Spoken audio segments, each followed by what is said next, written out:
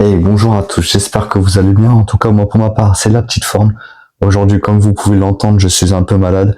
En effet, j'ai une petite trachée qui s'est invitée depuis 3 jours. Donc hier, j'étais couché au lit. C'est pour ça que j'ai pas pu vous sortir une vidéo et que j'essaye de vous la sortir aujourd'hui. J'avais prévu d'ailleurs une vidéo plus longue, une vidéo d'ouverture de collection. Et du coup, j'ai dû un peu rechanger mes plans. Je vais vous présenter le deck profile de mon deck Marionnette de l'ombre. Je pense qu'on en est à sa meilleure version, à sa dernière version. J'hésite pour le CDF entre ce deck et le deck Orcus. Donc on fera une dernière vidéo préparation au CDF avant et après j'espère vous sortir des petits combos, des petits tips avec les decks pour vraiment pousser mon entraînement au maximum. Donc on va tout de suite partir sur la présentation du deck profile. Donc il y a quelques cartes qui ont changé. Je vais toujours jouer 3 Wendy, donc qui est pour moi l'une des meilleures cartes du deck, donc qui nous permet quand elle est flip d'invoquer un monstre face recto ou face verso, et quand elle est envoyée en cimetière on peut invoquer un monstre depuis le deck en position face verso. Derrière, les 3 Squamat, pareil, ça ce sont aussi les meilleures cartes du deck. Squamat qui nous permet quand elle est flip de détruire un monstre de l'adversaire, et quand elle est envoyée au cimetière d'envoyer un autre monstre depuis le cimetière, donc c'est très pratique pour envoyer un monstre depuis le deck au cimetière. Donc c'est très pratique pour envoyer Wendy derrière. Derrière, on passe au one-off, donc Donne Marionnette de l'ombre, qui est la nouvelle one-off. Cette carte-là, quand elle est envoyée depuis le cimetière, par un effet de carte, elle nous permet de signer une carte sur le terrain et d'annuler ses effets. Donc très très fort. Le petit faucon Marionnette de l'ombre qui nous permet de réinvoquer un monstre en effet flip depuis le cimetière, ou sinon elle permet de se réinvoquer spé si elle est envoyée si elle est envoyée au cimetière par un effet de carte.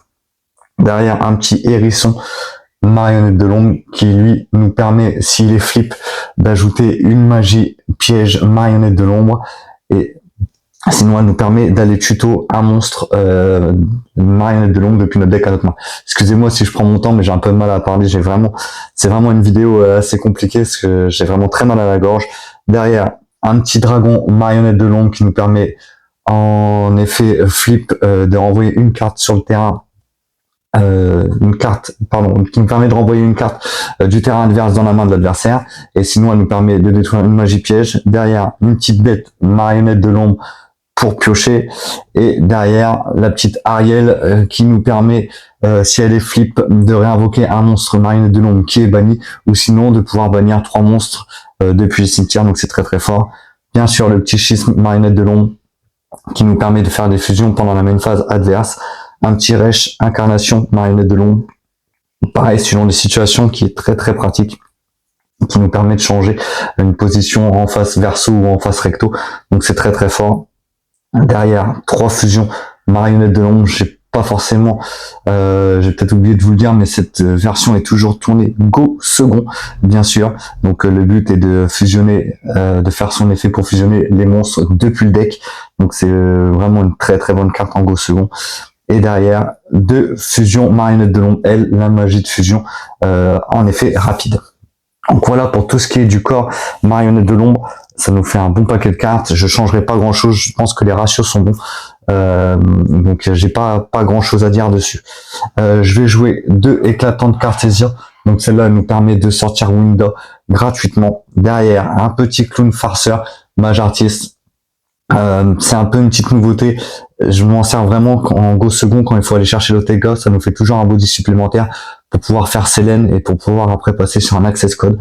Derrière, bien sûr, le petit package Patchwork Fureur qui est très très important à mon sens en go second pour sortir une chimère. C'est vraiment très très fort. Une chimère qui nous permet de gérer une carte ou 2 sur le terrain adverse, et surtout qui nous permet de piocher. Donc on va jouer 2 Patchwork, 2 chaînes du lutin et 2 polymérisation. Donc voilà pour les petites cartes qui viennent soutenir le deck Shadow. C'est pareil, c'est un très bon engine aussi. Ça nous permet en plus avec le Patchwork Forain, ça nous permet de bait une hache généralement si on l'a. Donc c'est vraiment vraiment très très fort. Et derrière on va passer au une trap.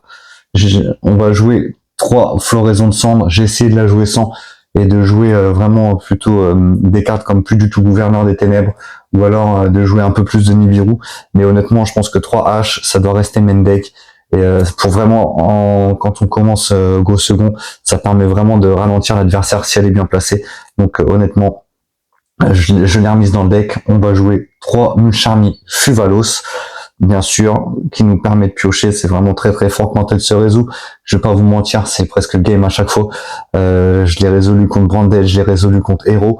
Et à chaque fois, même contre que Dragon la dernière fois, à chaque fois ça me fait piocher énormément. Et après ça fait piocher des M-Traps, ça fait piocher des fusions, ça fait piocher énormément de choses. C'est vraiment très très fort si l'adversaire va au bout de son board. Généralement, c'est vraiment très fort. Ça m'est arrivé d'ailleurs avec Mulcharmy de piocher 2 superbes polymérisations et de résoudre les 2. Donc c'est vraiment très très fort. Derrière, on va jouer 2 petits Nibiru, pareil, en plus c'est un monstre lumière et c'est un board breaker, donc c'est vraiment très très fort. Derrière, on va jouer, petite nouveauté, un petit Visnial Magnamut et un petit Druiswarm. Les 2 cartes qui vont ensemble, pourquoi? Parce qu'elles permettent de s'invoquer gratuitement dans le deck. En plus, elles peuvent bannir les cartes adverses, donc c'est vraiment très très fort. Quand elles quittent le cimetière, elle peut envoyer un monstre gênant depuis le terrain au cimetière, ou alors d'aller tuto un autre monstre dragon. Donc c'est vraiment très très fort. Et bien sûr, un petit talent des triples tactiques.